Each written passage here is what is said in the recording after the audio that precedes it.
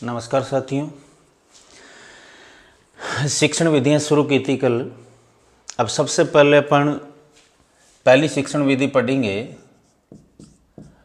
आगमन विधि।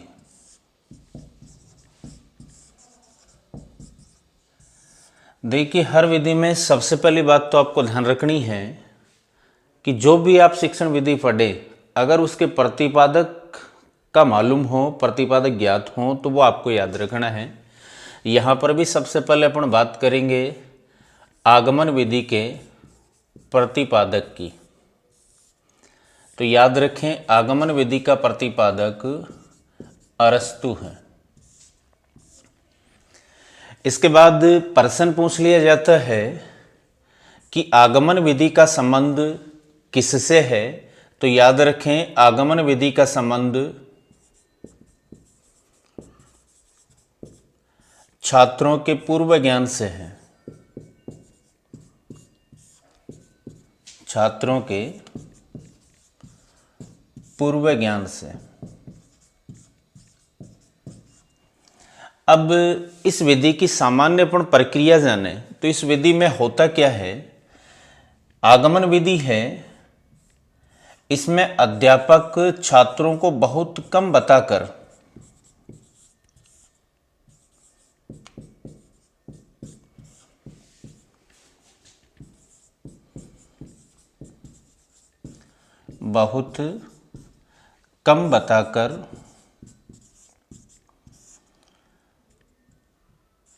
छात्रों से ज्ञान निकलवाता है।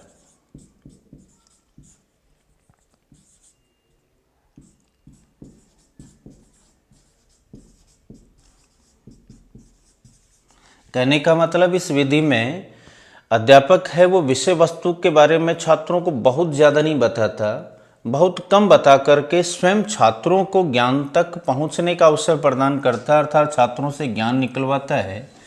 कहने का मतलब, यह विधि खोज पर बल देती है या खोज पर आधारित है।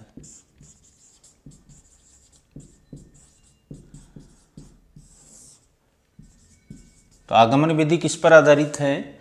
खोज पर आधारित है। अब इस विधि में सर्वप्रथम जो है ना, अध्यापक विषय वस्तु या अपन कह सकते हैं समस्या। यहां एक चीज याद रखें आप, शिक्षण में समस्या का अभिप्राय अनुत्तरित प्रश्न या प्रकरण से होता है। तो सबसे पहले अध्यापक विषय वस्तु अर्थात प्रकरण या समस्या से संबंधित, अध्यापक प्रकरण से संबंधित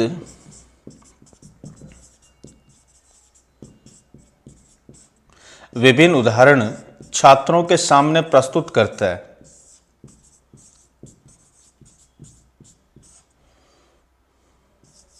छात्रों के सम्मुख प्रस्तुत करता है।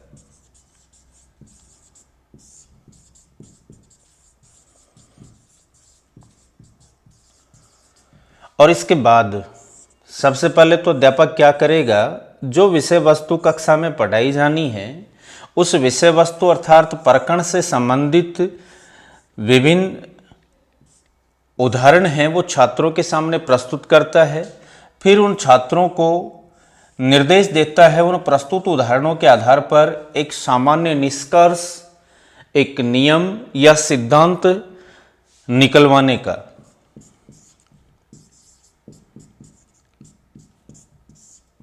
छात्रों को निर्देशित करेगा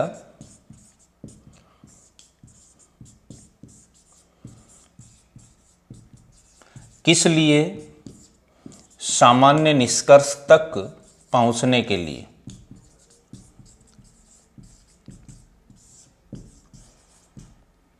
पहुंचने हेतु। दोबारा से देखना, आगमन विधि के प्रतिपादक कौन? प्रसिद्ध यूनानी दार्शनिक अरस्तु आगमन विधि के प्रतिपादक माने जाते हैं। फिर प्रश्न आ जाता है, आगमन विधि का संबंध किससे है? तो याद रखें, आगमन विधि का संबंध छात्रों के पूर्व ज्ञान से है। फिर बात आती है कि आगमन विधि एक ऐसी विधि है जिसमें अध्यापक छात्रों को बहुत कम बताकर छात्रों से ज्ञान निकलवाता है। अर्थात ये विधि है वो खोज पर आधारित होती है। ये विधि किस पर आधारित होती है? खोज पर। इस विधि में सबसे पहले अध्यापक है वो प्रकरण से संबंधित विभिन्न उदाहरण छात्रों के सामने प्रस्तुत करता है। फिर उन छात्रों को उन उदाहरणों का निरीक्षण करते हुए उनको निर्देशित करता है कि वो उन उदाहरणों के माध्यम से एक सामान्य निष्कर्ष तक पहुंच सके, अर्थात किसी नियम सूत्र या सिद्धांत का प्रतिपादन कर सके। अब देखिए प्रश्न आता है कि आगमन विधि है वो किन शिक्षण सूत्रों पर आधारित है। एक छोटी सी बात जो याद रखने वाली है वो बीच में एक और है कि आगमन विधि के द्वारा ही प्रस्तावना का निर्माण किया जाता है। प्रश्न आ जाता है कि पाठ योजना में प्रस्तावना का निर्माण है वो किस विधि के द्वारा होता है, तो याद रखें प्रस्तावना का निर्माण आगमन विधि पर आधारित होता है। अब उसके बाद बात करें अपन आगमन विधि के शिक्षण सूत्रों की कि आगमन विधि किन शिक्षण सूत्रों पर आधारित है।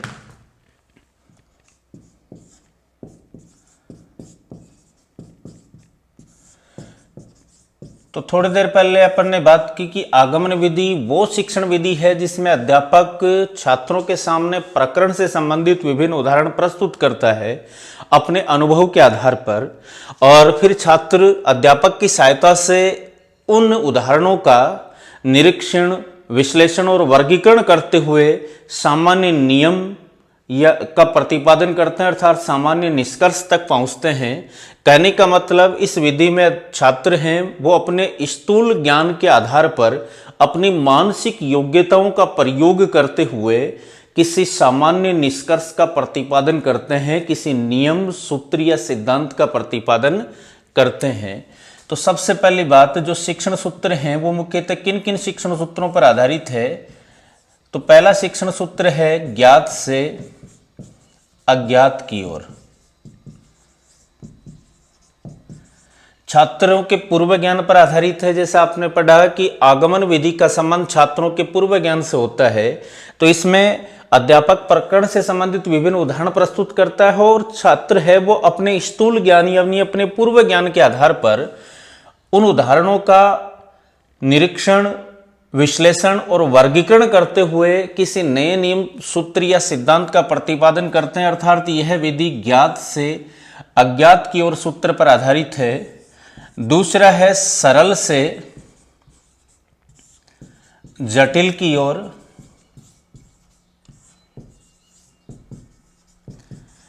आगमन विधि का तीसरा शिक्षण सूत्र है सुगम से कठिन की ओर।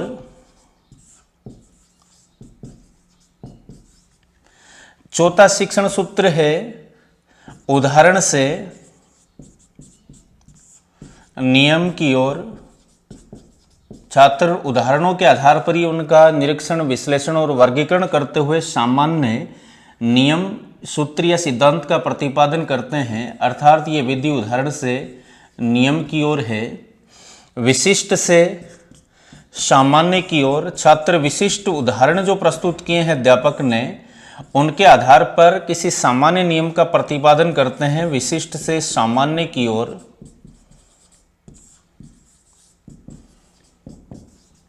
प्रत्यक्ष से प्रमाण की ओर।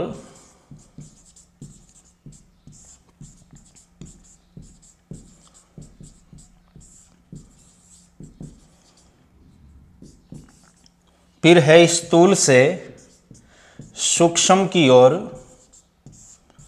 विभिन्न उदाहरणों से एक सामान्य नियम तक पहुंच रहे हैं, स्थूल से सूक्ष्म की ओर।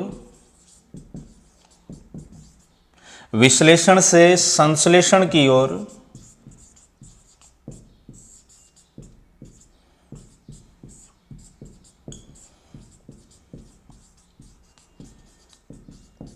विश्लेषण से संश्लेषण की ओर। नौवां शिक्षण सूत्र है पूर्ण से अंश की ओर। तो देखो ये आगमन विधि के प्रमुख शिक्षण सूत्र हैं। पहला है ज्ञात से अज्ञात की ओर, दूसरा है सरल से जटिल की ओर, तीसरा है सुगम से कठिन की ओर, चौथा है उदाहरण से नियम की ओर, पांचवा शिक्षण सूत्र है विशिष्ट से सामान्य की ओर, छठवां है प्रत्यक्ष से प्रमाण की ओर, सातवां है स्थूल से सूक्ष्म की ओर, आठवां है विश्लेषण से संश्लेषण की ओर, और नौवां है पूर्ण से अंश की ओर। ये प्रमुख शिक्षण सूत्र हैं जिनका पालन, एक शिक्षण सूत्र और याद रख सकते हैं आप, मूर्त से अमूर्त की ओर। याद रखें, से अगली विधि अपन पढ़ेंगे निगमन विधि। वो आगमन विधि के बिल्कुल विपरीत है और उसके शिक्षण सूत्र हैं वो इनके बिल्कुल विपरीत होंगे। जैसे आगमन विधि ज्ञात से अज्ञात पर आधारित है तो वो अज्ञात से ज्ञात की ओर है, ये सरल से जटिल की ओर है तो निगमन जटिल से सरल की ओर है, ये सुगम से कठिन की ओर है तो वो कठिन से सुगम की ओर है, ये उदाहरण से नियम की ओर है तो वो नियम से उदाहरण की ओर। मूल बात आपको ये याद रखनी है कि आगमन विधि है ये उदाहरण से नियम की ओर होती है, तो निगमन विधि है वो नियम से उदाहरण की ओर। आगमन विधि में अध्यापक छात्रों के सामने उदाहरण प्रस्तुत करता है, विभिन्न उदाहरण प्रस्तुत करता है और उन विभिन्न उदाहरणों का निरीक्षण, विश्लेषण और वर्गीकरण करते हुए छात्र नवीन नियम, सूत्र व सिद्धांत का प्रतिपादन करते हैं। जबकि इसकी विपरीत जो निगमन विधि है उसमें अध्यापक सबसे पहले छात्रों को किसी नियम, सूत्र व सिद्धांत के बारे में बताता है, फिर उन नियमों से या सिद्धांत या सूत्र से संबंधित विभिन्न उदाहरण छात्रों के सामने प्रस्तुत करता है। छात्र उन उदाहरणों के आधार पर पूर्व में प्रतिपादित जो नियम जिनके बारे में अध्यापक ने छात्रों को बताया उनकी पुष्टि करते हैं, यानी वहां नियम से उदाहरण की ओर है, ये उदाहरण से नियम की ओर है। तो ये आगमन विधि के प्रमुख शिक्षण सूत्र हैं। अब इसके बाद बात आती है कि आगमन विधि के प्रमुख पद या सोपान कौन से हैं। तो आगमन विधि की जो प्रक्रिया है उससे शिक्षण के दौरान अध्यापक है वो मुख्यतः 5 पदों का अनुसरण करता है और वो 5 प्रमुख पद हैं वो आगमन विधि के पद या सोपान कहलाएंगे। आगमन विधि के पद या सोपान, और वो 5 प्रमुख जो पद या सोपान है उनमें सबसे पहले है उदाहरण। जो पहला पद है वो है उदाहरण। सबसे पहले अध्यापक अपने पूर्व ज्ञान के आधार पर प्रकरण से संबंधित विभिन्न उदाहरण छात्रों के सामने प्रस्तुत करता है। फिर उसके बाद वह अपने द्वारा प्रस्तुत उदाहरणों का छात्रों को पूर्ण निरीक्षण करने के लिए बोलता है, यानी दूसरा जो पद होगा वो होगा निरीक्षण। छात्र अध्यापक द्वारा प्रस्तुत किए गए उदाहरणों का निरीक्षण करते हैं। फिर उसके बाद निरीक्षण किए गए उदाहरणों का छात्र है वो अध्यापक की सहायता से विश्लेषण करते हैं। फिर विश्लेषण करने के बाद विश्लेषित उदाहरणों का छात्र है वो अध्यापक की सहायता से वर्गीकरण करते हैं और वर्गीकरण के बाद छात्र वर्गीकृत उदाहरणों या तथ्यों के आधार पर किसी सामान्य नियम या सिद्धांत का प्रतिपादन करते हैं, यानी नियमीकरण। तो ये कुल 5 पद या सोपान आगमन विधि के। पहला है उदाहरण, दूसरा है निरीक्षण, तीसरा पद या सोपान है विश्लेषण, चौथा है वर्गीकरण और 5वां है नियमीकरण। अब इनमें क्या शामिल है, तो सबसे पहला पद आपका उदाहरण। सर्वप्रथम अध्यापक अपने अनुभव के आधार पर छात्रों के सामने प्रकरण या विषय वस्तु से संबंधित विभिन्न उदाहरण प्रस्तुत करता है। उसके बाद वह अपने द्वारा प्रस्तुत उदाहरणों का पूर्ण निरीक्षण करने के लिए छात्रों को बोलता है और छात्र उन उदाहरणों का निरीक्षण करते हैं। फिर उसके बाद छात्र है वो उदाहरणों का विश्लेषण करते हैं। यहाँ याद रखना, विश्लेषण छात्रों को करना होता है, वर्गीकरण भी छात्रों को करना होता है और नियमीकरण भी छात्रों को करना होता है। लेकिन छात्र विश्लेषण, वर्गीकरण और नियमीकरण में अध्यापक की सहायता लेने के लिए स्वतंत्र होते हैं। यानी यहाँ पर भी छात्र उदाहरणों का विश्लेषण करते समय भी अध्यापक से सहायता प्राप्त कर सकते हैं, मार्गदर्शन प्राप्त कर सकते हैं और वर्गीकरण करते समय भी वह अध्यापक से सहायता या मार्गदर्शन प्राप्त कर सकते हैं, और नियमीकरण में भी वह अध्यापक से सहायता या मार्गदर्शन प्राप्त कर सकते हैं। इसके बाद अगला क्वेश्चन पूछा जाता है कि आगमन विधि में अध्यापक की भूमिका क्या होती है।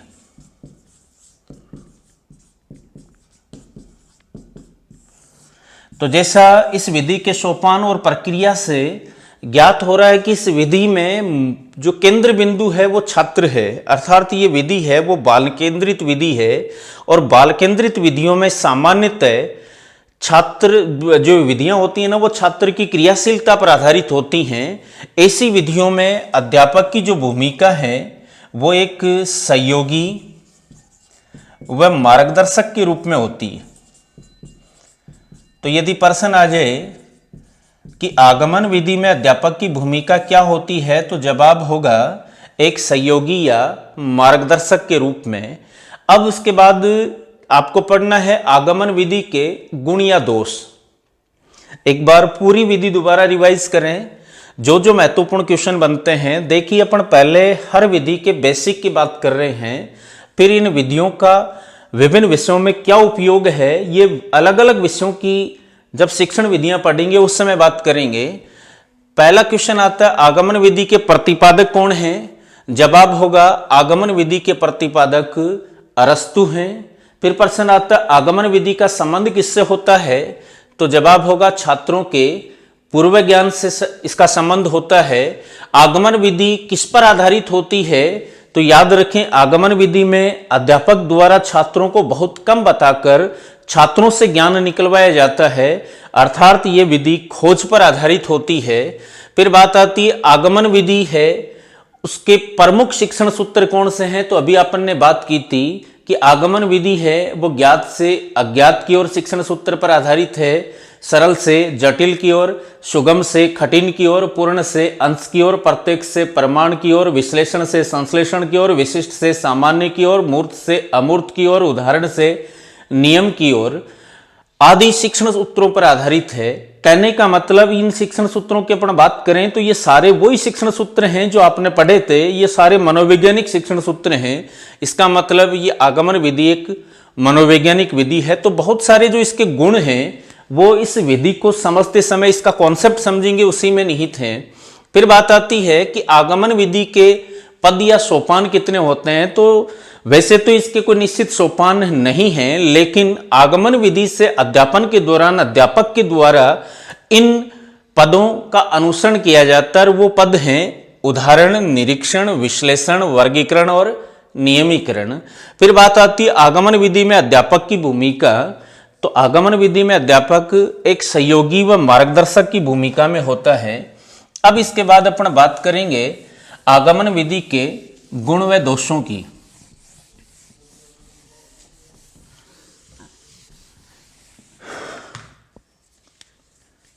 एक साथ देखें, एक तरफ गुण एक तरफ दोष।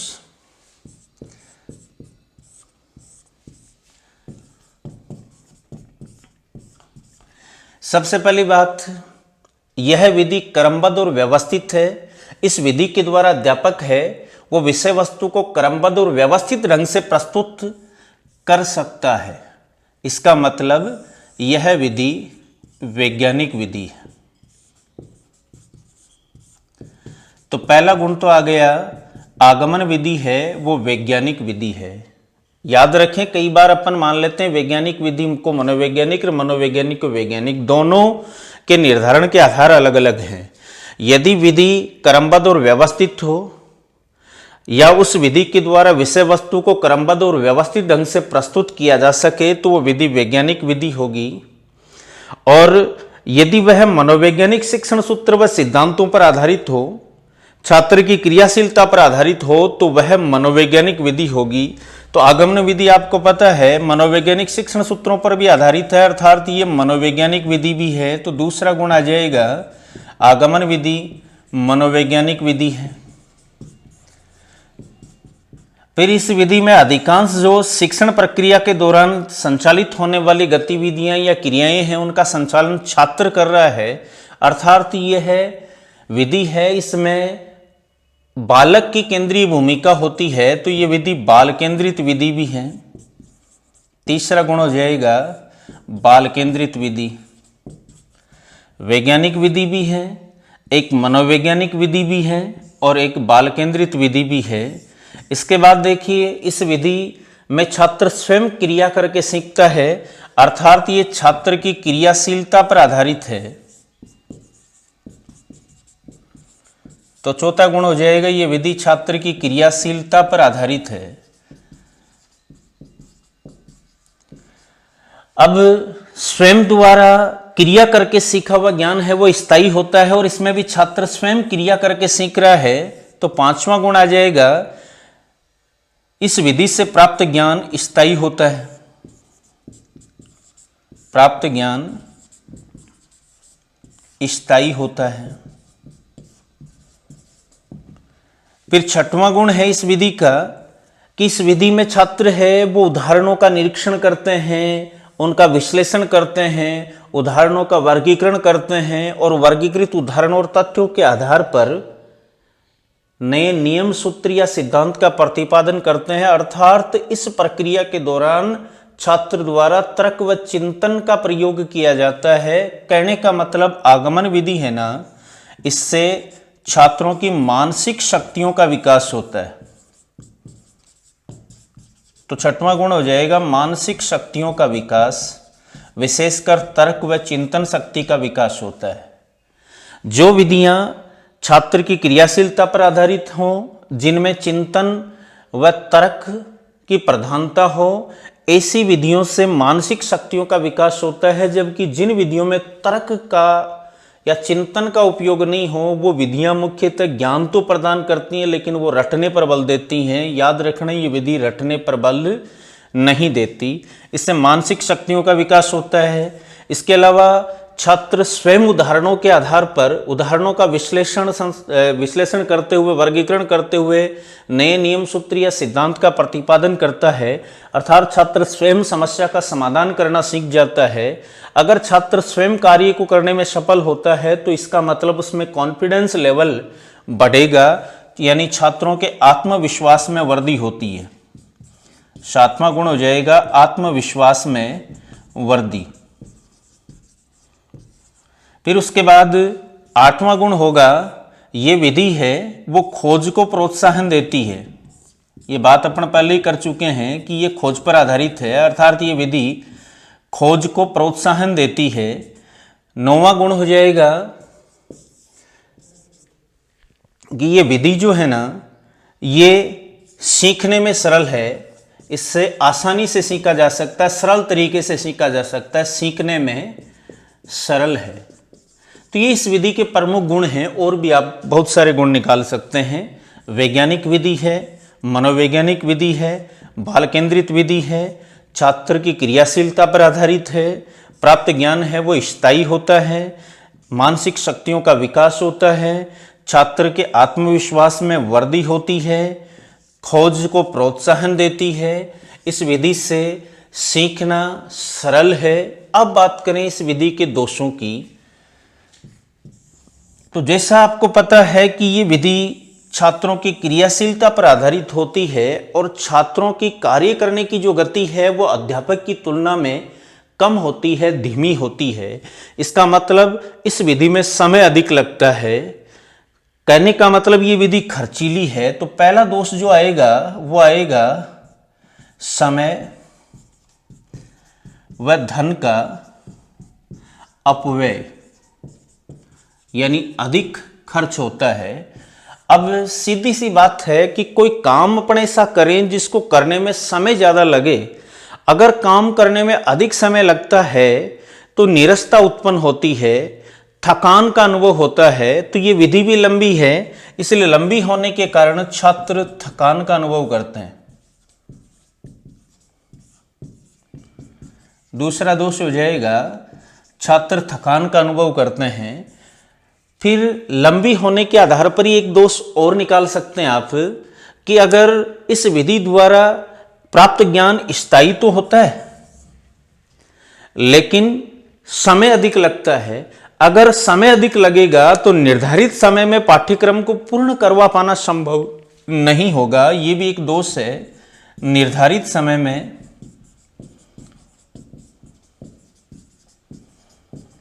पाठ्यक्रम है वो पूर्ण नहीं करवाया जा सकता।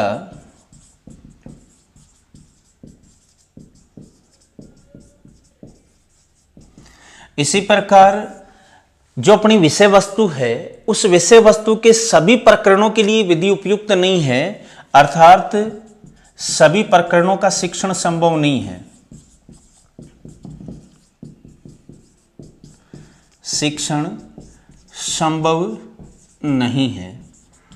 सामान्यतः अपनी वर्तमान जो शिक्षा प्रणाली है उसमें जो पुस्तकें होती हैं, अपनी पाठ्य पुस्तकें, वो शिक्षक केंद्रित होती हैं। सामान्य तौर पर बाल केंद्रित जो विधियां हैं ना, उन पर आधारित पाठ्य पुस्तकों का अभाव है। तो ये भी एक दोष है कि इस विधि पर आधारित पाठ्य पुस्तकों का अभाव है। आधारित पाठ्य पुस्तकों का अभाव।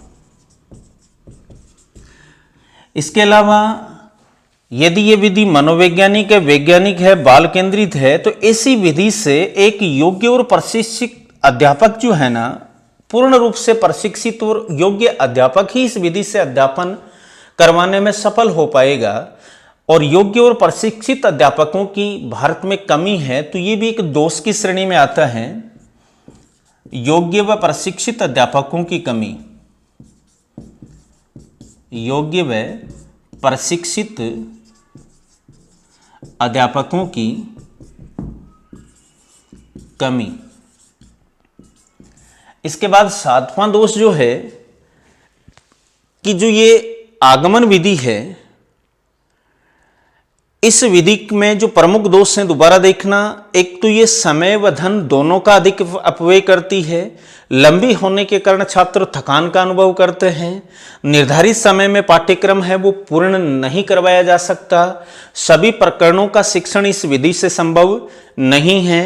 इस विधि पर आधारित पाठ्य पुस्तकों का अभाव है। इसके अलावा इस विधि से पढ़ाने के लिए योग्य व प्रशिक्षित अध्यापक की आवश्यकता होती है। और लास्ट अपन कह सकते हैं, जैसा हमें पता है कि इस विधि में तर्क व चिंतन का समावेश है और छोटी कक्षाओं के बालकों में तर्क व चिंतन शक्ति का विकास नहीं हो पाता। प्रारंभ में स्मृति स्तर शिक्षण प्रदान किया जाता है। याद रखें, यह विधि उन छोटे बालकों के लिए उपयुक्त नहीं है, अर्थात यह विधि छोटी कक्षाओं के लिए उपयोगी नहीं है, कक्षाओं के लिए अनुपयुक्त है। अगर प्रश्न आ जाए कि आगमन विधि मुख्यतः किन कक्षाओं के लिए, तो इसके गुण में एक आ जाएगा, ये उच्च प्राथमिक कक्षाओं के लिए उपयोगी है।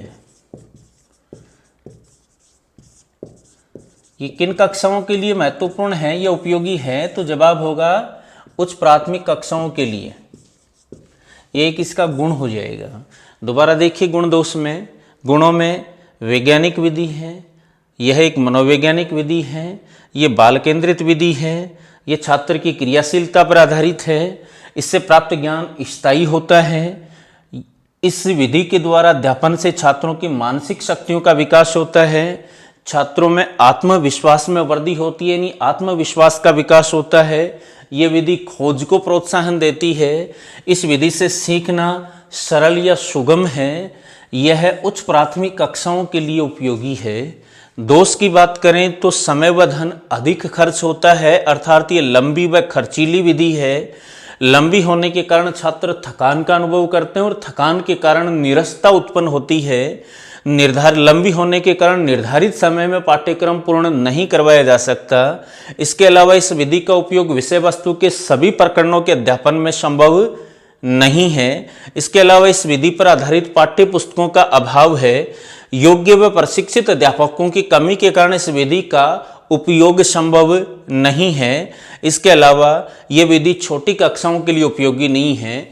ये है आपकी आगमन विधि। अब इससे अगले वीडियो में अपन बात करेंगे निगमन विधि और उसके साथ ही बात करेंगे आगमन व निगमन विधि में अंतर। धन्यवाद।